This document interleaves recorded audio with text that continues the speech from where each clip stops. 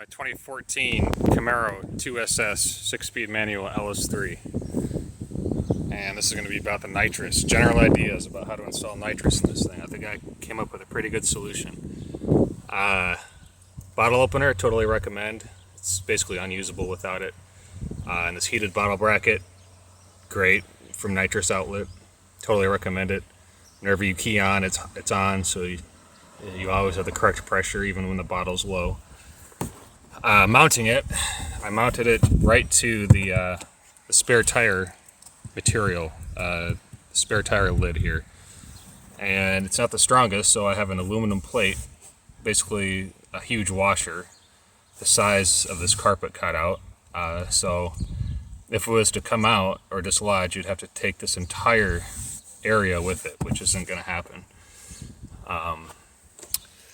So the main thing is, of course, the wiring. I'll let you figure that out. This is just general ideas, like I said. So this line runs, and mine's a little more complicated because I have a subwoofer. You see it right there. I can even tuck that on a little better. But it comes down under here, under here, under here, and under the body panel and up into a firewall hole with a rubber grommet that you can remove, but it's built in, so you don't have to do anything. It comes up through here, and by the way, don't get 6AN line, get 4AN, because otherwise it won't fit. It won't fit in the factory firewall hole down in there. You have to take this whole bracket out too. This thing, which is easy, just pulls out. You just have to, don't be afraid, just tug it hard and it'll come out, and you'll see it's just a standard GM clips that clip it back in. So you get it through the firewall there. This is where your, by the way, this is where your factory, or this is where your cabin air filter sits. I'm gonna replace mine now. Anyway, I swear the Camaro is like an 80% built, like an 80% complete car. You just have to do the rest of the 20% to make it badass. Anyway, they have this perfect pass through here, so you don't have to cut any more holes. It goes right into your engine bay from there. And here I just have it zip tied under here. You can find those zip ties yourself, but they're there, trust me. And it comes in right to the solenoids, which you can see I have them mounted right there to sit on the ignition bracket, ignition coil bracket. I just hijacked some bolts off that and mounted those there. And then right into my cold air intake, the nozzle. Now you can go with a plate system, but the nozzle is cheaper and works just fine.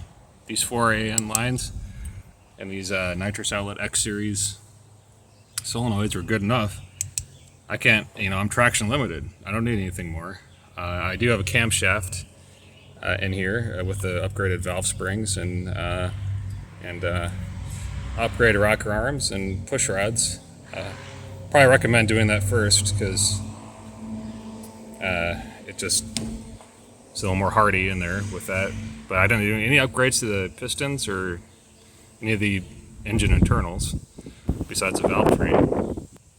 And it's traction limited. Third gear, you'll spin. You have to turn the traction control off.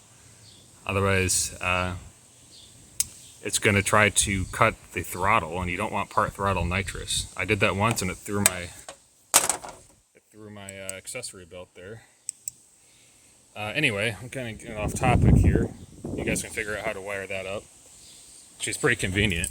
If you have one of these boxes here, aftermarket, cold air intake, you can mount the solenoid right there. You don't have to do any more wire splicing. You can mount the ground right there, and you have a positive terminal right there. So you don't have to do anything more than that. Pretty nice. As far as a watt switch and the bottle opener switch, there's a perfect, well, let's go in order here. Watt switch right there. Look at this. And it comes with Nitrous Outlet X Series kit, comes with that screw, and that bracket right there is just hard ABS plastic or whatever it is, and the wood screw does a good enough job to hold it there. And you can hear it depress.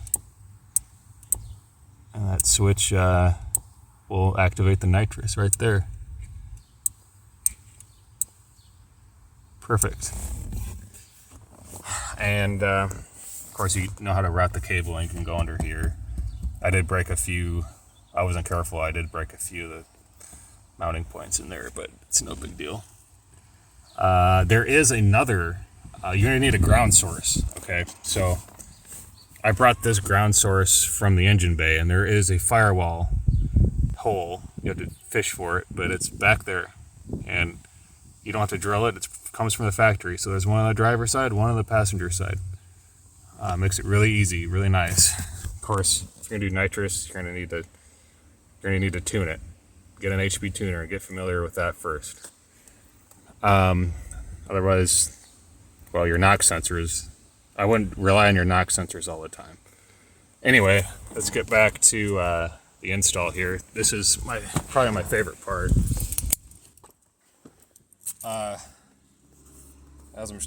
This is the bottle opener. Up for open, down for closed. And this is the arming switch. So you basically arm it, open it, and then you're good to go.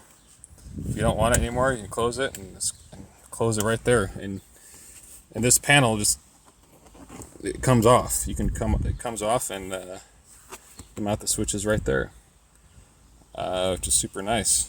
Bottle opener is a must-have for these systems. Otherwise, you're never going to use it.